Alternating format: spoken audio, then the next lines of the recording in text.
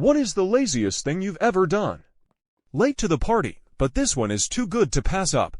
I was once on a U.S. military ship, having breakfast in the wardroom officer's lounge when the operations officer ops walks in. This guy was the definition of not a morning person.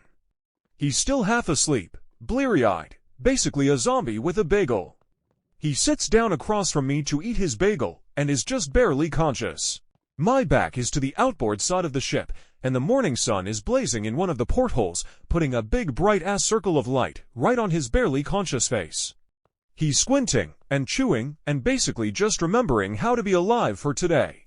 It's painful to watch, but then Zombie Op stops chewing, slowly picks up the phone, and dials the bridge.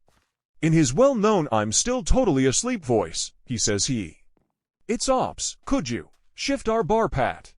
"Yeah, 165, thanks," and puts the phone down. And then he just sits there, squinting, waiting, and then, ever so slowly, I realize that that big blazing spot of sun has begun to slide off the zombie's face and onto the wall behind him.